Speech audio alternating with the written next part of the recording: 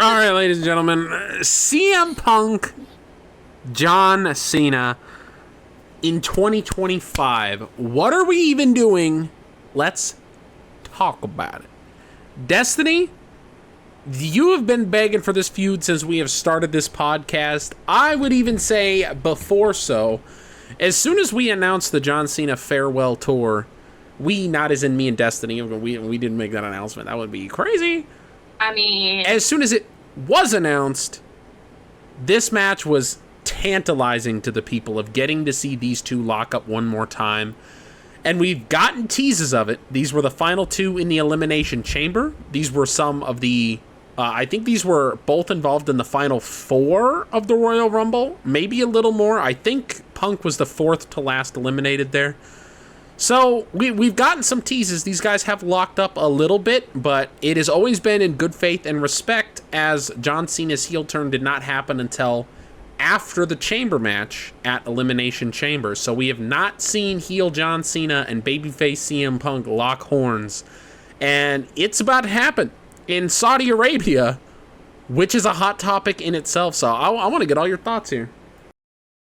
I have so many thoughts. As you know, this is probably top 3 matches and feuds that I wanted to see from my GOAT, John Cena, in his farewell tour. The fact that we are more than likely getting it is pretty cool. Now, I will admit, when we started this podcast, I did say that I would be satisfied with the moment they had at the Elimination Chamber. But I'm really loving what we're getting from this, especially after CM Punk cut a promo on John Cena, and he basically said, you're talking about wanting to ruin wrestling. You want to, win the, you want, you want to defend your title, be the reigning champion, and then leave the company. You know who you sound like right now? You sound like CM Punk.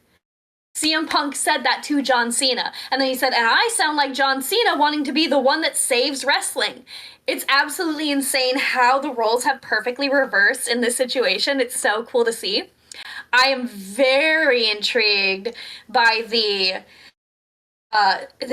not stipulation, but the fact that this is happening in Saudi Arabia, because Punk has protested going to the Saudi Arabia shows. He refuses to go. He refuses to perform on them. He has had beat down injury storylines to keep him off of Saudi Arabia shows in the past. So what more of a perfect heel maneuver from John Cena than to say, all right, you want your match? You want a chance at the title? Okay.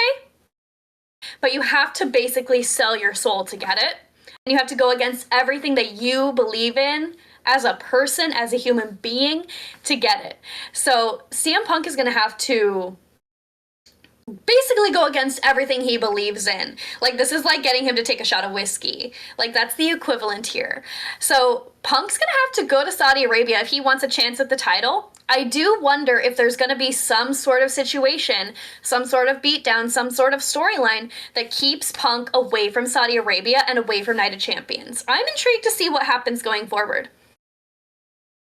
I don't know if y'all will be shocked at this. Because I've said repeatedly I don't really want to see this match. And that was a bit of a lie, because I do want to see this match.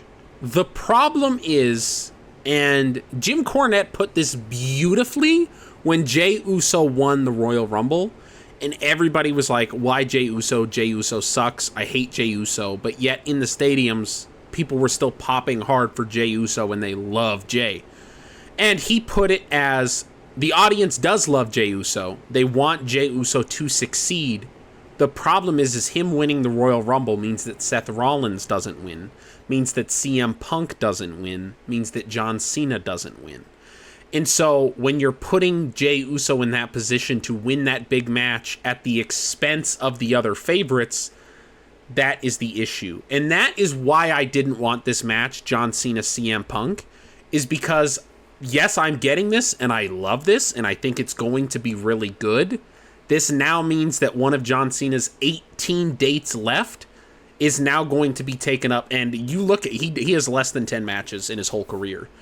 And one of those matches is now going to be a matchup we have seen a multitude of times, including twice this year in different, not one-on-one scenarios, but in different matchups. We have seen these two lock horns, and we are going to get that again, which, you know, there's positives and negatives too. This is a bit of a tipping point for me in terms of John Cena's booking for this year. I went into this year thinking it was going to be very reminiscent of 2015 US Open Challenge John Cena, where this was going to be very little feuds and very much dream match after dream match after dream match. Let's put John Cena up against as many different people as we can to have as many different matchups that we'll never get the opportunity to see in the future, is what and I think a majority of wrestling fans thought this was going to be. But the fact that they are now continuing the R-Truth storyline, they are seemingly, obviously continuing the Cody Rhodes storyline, they have some teases of possibly continuing the Jey Uso storyline, and they're doing the CM Punk story, means you only have one or two more opponents to throw in there against John Cena. And these are the four men that he had the most interactions with, and also the Logan Paul. He's had many stories told with Logan Paul. All five of the men I listed were involved in earlier stuff throughout the year, and they're doing a really good job, because I mentioned the big problem with the 2015 John Cena style of booking, if they did it this go round, would be there would be no more legendary John Cena feuds. This would essentially just be, maybe he faces one person 2 or 3 times, but it's not going to be something we look back at fondly. They've actually done a really nice job of layering in, like he eliminated Logan Paul at the Royal Rumble, and then we get the follow-up of them butting heads in a tag team scenario, and Cena kind of wanting to befriend him because he thinks it would be really funny, and how poetic it would be if, when he says he'll ruin wrestling and take the championship away, Logan Paul is the other champion. And Logan, even though this is a total insult, because John Cena is basically saying, oh, hey, let's put the title on the most ridiculous fucking dude there could possibly be a world championship on. Logan's just like, Cena wants me to be world champ, which just fits Logan perfectly. But they've layered that in perfectly with CM Punk, the teases at the Rumble, and especially Elimination Chamber, where these two finally got to lock up, and there seemed no love lost between these two. Punk throwing jabs immediately at Cena right after the heel turn and making fun of him for kissing Dwayne's ass. And then, of course, Cody Rhodes, the follow-up from Elimination Chamber to WrestleMania, to Cody's return, to Cody and Jay's big win at the pay-per-view. And then, of course, R-Truth, which Truth has built on that story for years, and they're continuing that story as well via Ron Killings. So you have all of these different stories, and they're really starting to building block their way. And then, of course, Jay was the one who eliminated Cena at the Rumble in order to get his big win, essentially becoming the catalyst for John Cena's heel turn was Jey Uso. So they've done a really nice job of setting the foundation across the board for all these feuds, and now we're in stage 2 for all of them. The problem is that they really want to elevate these feuds beyond stage 2 and take them to stage 3. That's pretty much the rest of John Cena's career. He doesn't have the matches left in him. They don't have. If he was wrestling every date, every appearance, they could do something, but he's not. He's, you know, at most I think he has 10 matches left. I'm thinking it's going to be more like 5 or 6. And that's my biggest issue right now is John Cena versus CM Punk is great. I love it. But the fact that we're probably not going to get a John Cena Braun Breaker or something of that magnitude, a John Cena Carmelo Hayes, because this match is now taking the place of that one. So, big positives and big negatives of this.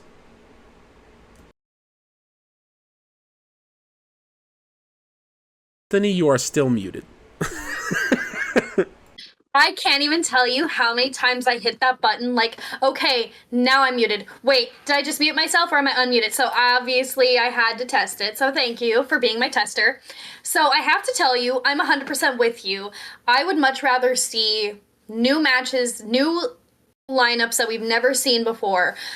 Off the top of my head, and of course I'm going to name mostly heels, but what I want is John Cena, Braun Breaker, John Cena, Gunther, John Cena, Logan Paul, John Cena, Joe Hendry, hello. Like, there are 4 right there off the bat without even thinking that I would love to see, and honestly would prefer to see over CM Punk. Now, I do see how they need to revisit this, because it's been 14 years since their momentous moment at Money in the Bank, and then, of course, the culmination at SummerSlam as well. So I see the need to revisit this feud, obviously. And I did tell myself, if there are any feuds that John Cena revisits, the ones that I want to see are Randy Orton and CM Punk. Those are the 2. The rest I would want to be new faces, fresh up-and-coming stars, especially if he could elevate the career of any of those 4 men that I listed and have them be his final match and be the next WWE champion, beating the 17-time world champion in John Cena, this never seen 17. I love that. I do truly believe that we would have had Cena not turned heel. I do believe that we would have had a situation similar to when he was hosting the United States Open Challenge. Now, do I think every week would be a world title match on Monday Night Raw? Hell no. Do I think he would be defending the title on SmackDown? Hell no. But I think that he would go out there and give superstars the opportunity to go one-on-one with the greatest of all time.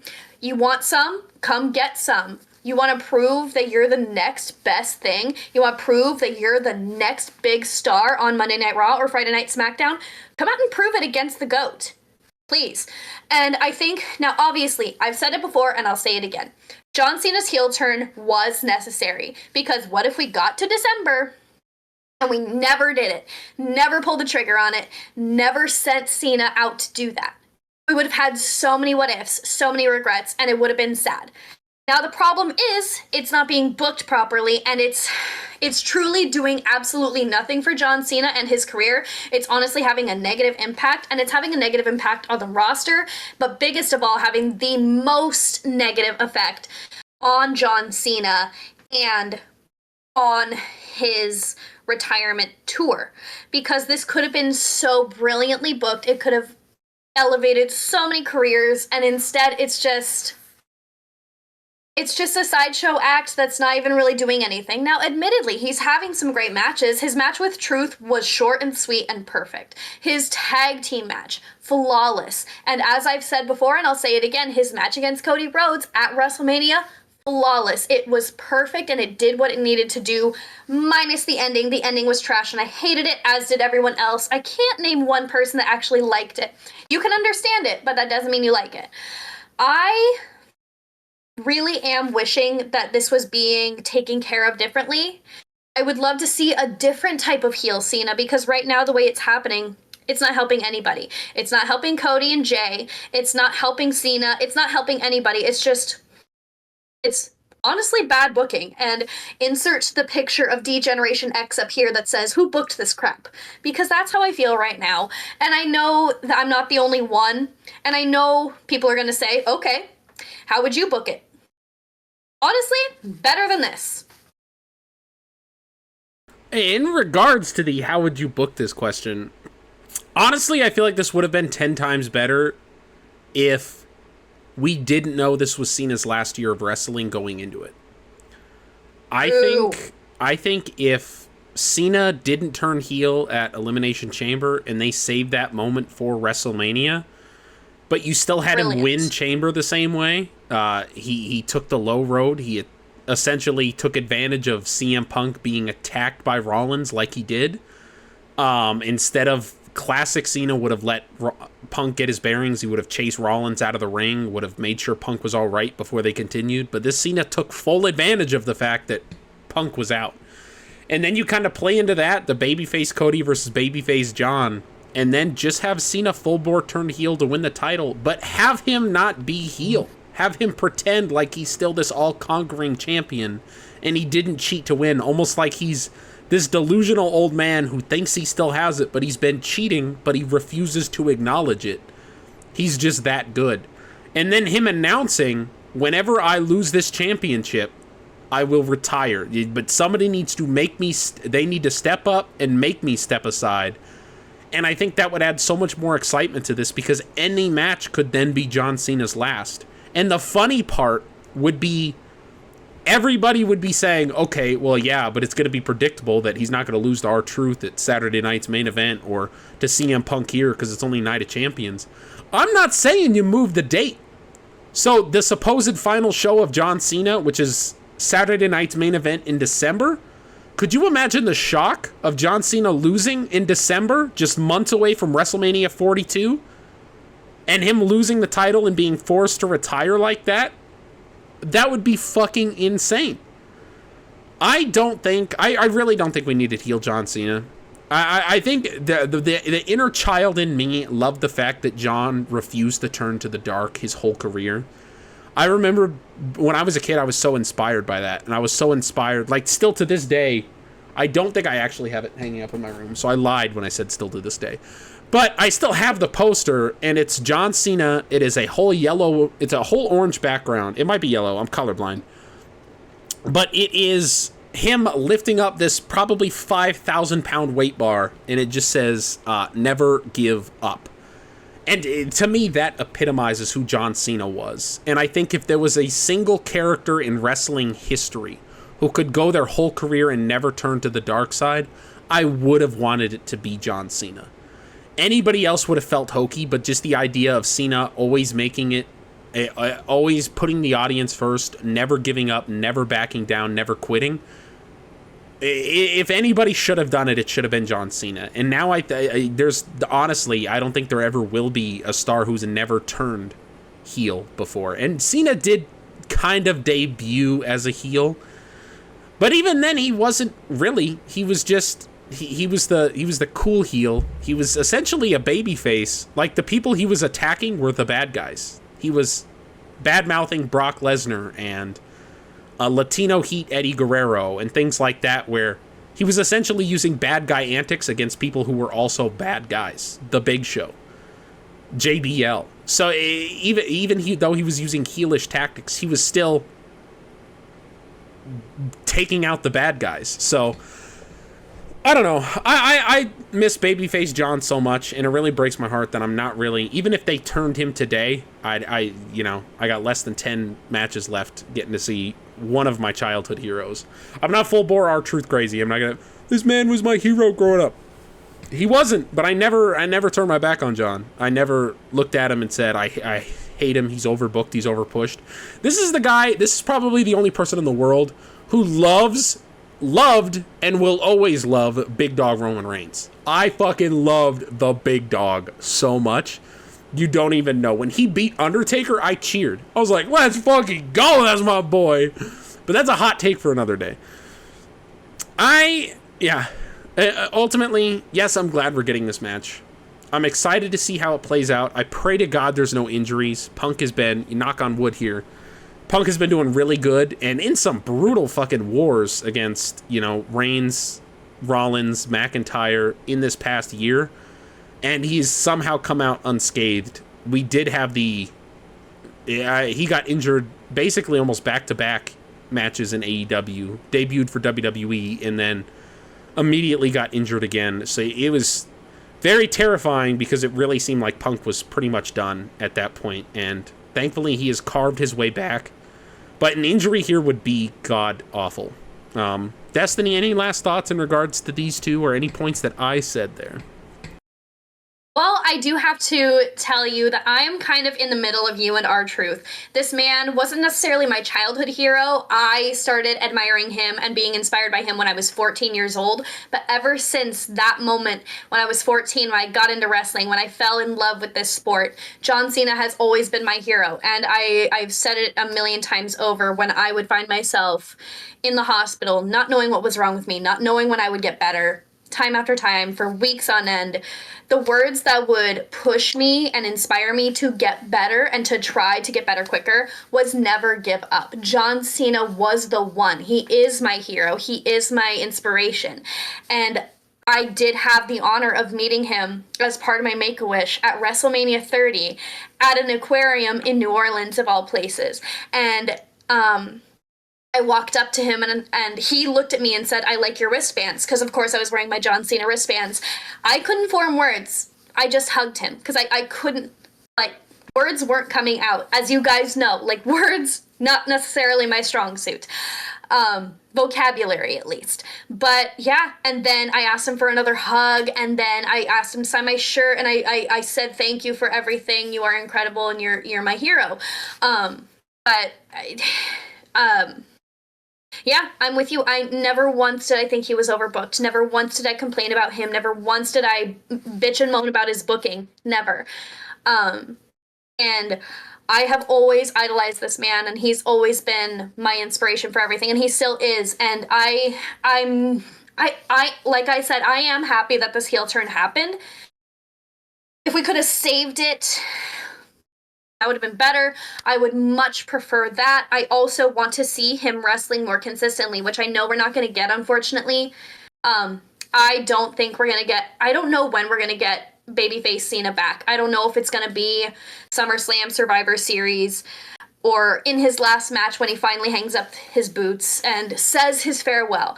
I don't know when it's going to happen. I do think it's going to happen. It would be incredible if it happens before the end, so we could get a couple more matches, just where he does have that moment, like you talked about, the Bret Hart, Roddy Piper moment, where he finally realizes, like, what am I doing, you know? And he has that redemption story. And he comes out and he rights his wrongs. I think that that would be a beautiful story to tell. I am really excited for this match. Like I said, if he was going to run back any of his feuds, this was one of the two that I wanted to see. And he and Punk have made magic together so consistently, and I'm ready to see what happens, hopefully at Night of Champions, but only time will tell. Will CM Punk make it to Saudi Arabia? We'll just wait and see.